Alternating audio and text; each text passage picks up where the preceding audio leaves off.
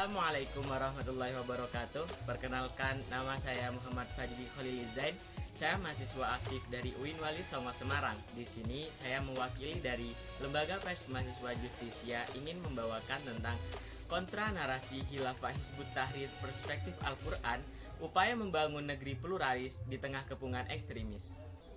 Dalam perkembangannya, diskursus tentang relasi agama dan negara terus berjalan dinamis seiring dengan berkembangnya ilmu pengetahuan juga kondisi sosial kemasyarakatan.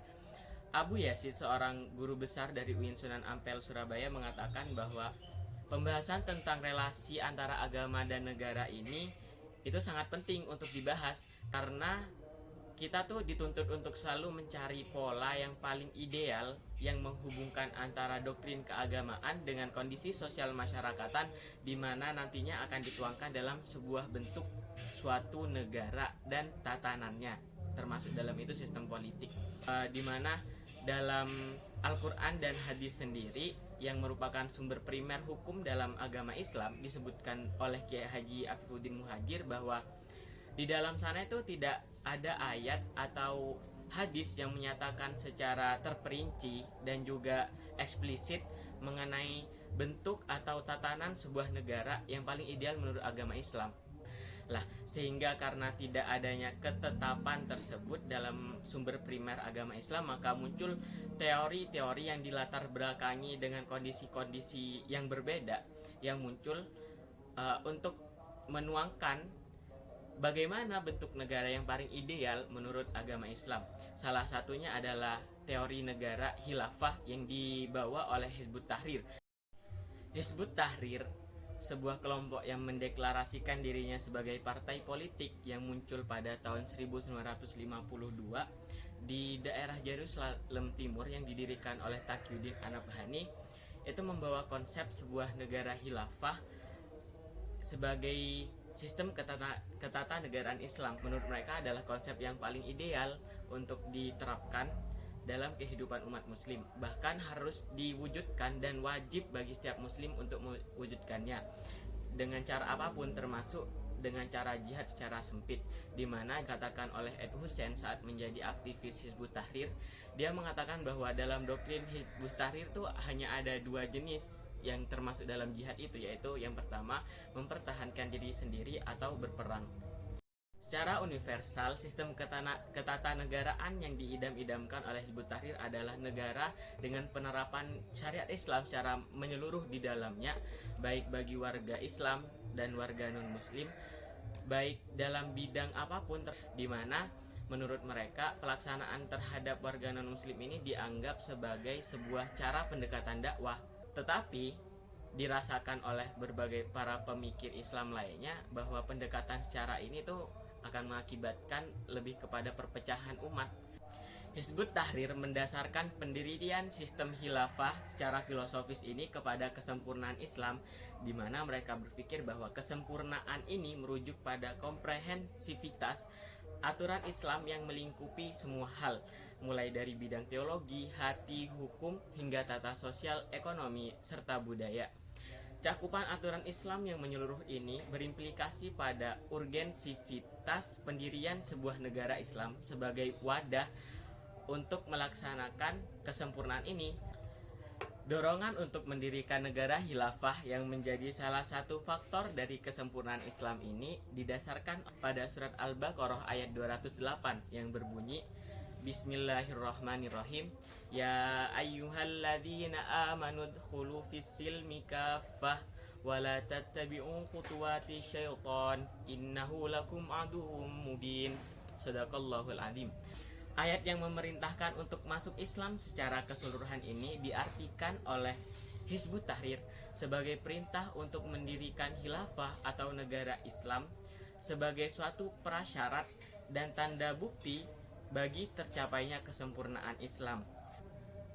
Penafsiran terhadap ayat tersebut dinilai terlalu sempit oleh sebagian mufassir, di mana sesungguhnya latar belakang turunnya ayat tersebut didasari pada kisahnya sahabat yang bernama Abdullah bin Salam bersama para sahabat yang berasal dari Yahudi Bani Nadir di Madinah, di mana saat mereka sudah masuk Islam, mereka tuh masih menjalankan tradisi-tradisi umat Yahudi.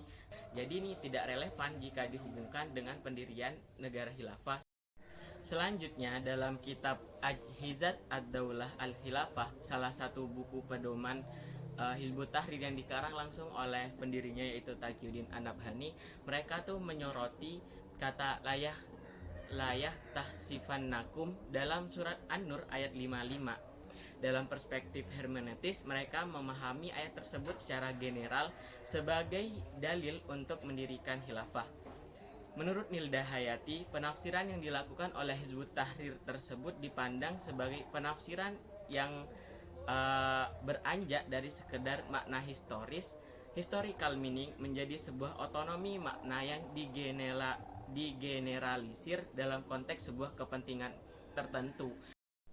Inti kesalahan yang dimiliki oleh Hizbut Tahrir ini terletak pada epistemologi yang mereka gunakan dalam menafsir nas-nas yang ada dalam Al-Quran dan Al-Hadis, di mana mereka menganggap bahwa Al-Quran dan Hadis ini telah mengatur secara terperinci tentang bagaimana cara kehidupan umat Islam, bahkan dalam bentuk tata negara atau dalam sistem politik di negara Islam.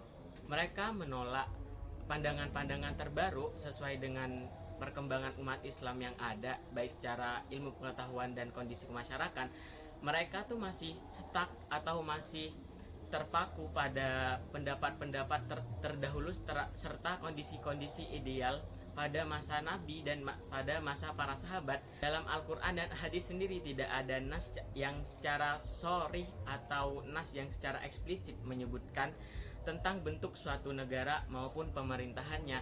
Di sini Kiai Haji Afifuddin Muhajir itu mengatakan bahwa Allah dan Rasulnya itu sudah secara bijak sekali bahwa tidak ada nas-nas yang secara sharih atau eksplisit mengatur tentang kehidupan bentuk sebuah negara atau sistem perpolitikan, karena ini membuka peluang agar manusia itu dapat menggunakan akalnya, agar manusia itu dapat berpikir seperti apa bentuk negara yang ideal sesuai dengan kondisi masyarakat dan kondisi sosial yang ada pada saat itu.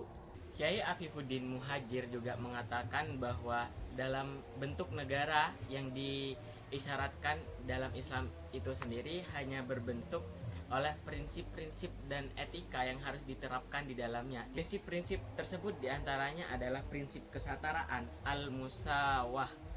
Kesetaraan antar umat Islam itu merupakan prinsip Islam yang terbangun atas etikat bahwa seluruh manusia, laki-laki dan perempuan adalah anak keturunan Adam dan mereka tuh memiliki hak dan kewajiban yang sama. Prinsip ini tuh didasarkan pada salah satunya Quran surat An-Nisa ayat 1. Prinsip yang kedua adalah prinsip keadilan, al-adalah.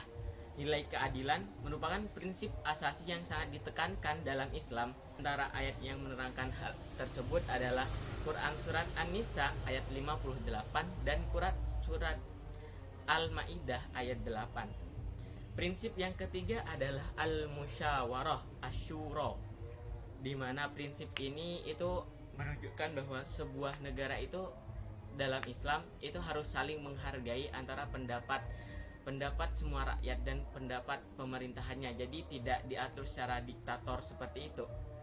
Prinsip al-musyawarah ini bahkan dijadikan sebagai nama surat tersendiri saking istimewanya. Dan dapat kita lihat juga pada Quran surat Ali Imran ayat 159.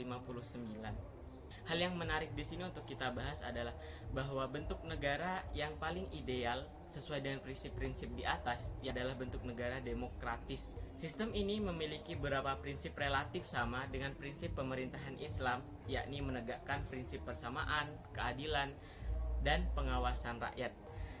Meskipun ada satu hal yang membuat sistem ini tidak islami, yaitu kemutlakan kehendak rakyat yang tidak dapat dianulir kecuali oleh rakyat sendiri. Tapi dalam penerapannya, hal ini tidak apa untuk diterapkan dalam sebuah sistem kenegaraan bagi umat Islam. Menurut Gus Ulil Absor Abdallah itu dikatakan bahwa tidak apa jika bentuk yang kita pilih itu masih belum sempurna atau ideal menurut teks Al-Quran. Ada suatu prinsip yang dipegang oleh ulama sunnah. Mereka berpegang kepada jika kenyataan tidak ideal, namun tidak bisa ditolak, karena jika ditolak akan menimbulkan fitnah atau kekacauan sosial politik.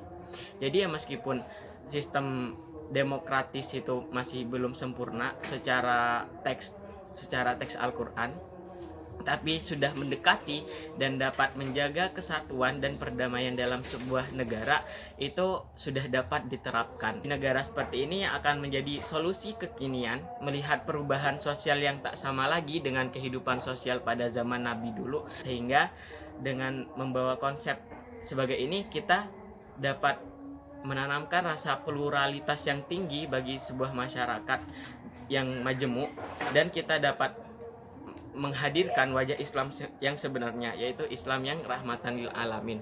Sekian penjelasan dari saya. Apabila ada salah kata yang menyakiti hati Anda semua, saya mohon maaf yang sebesar-besarnya.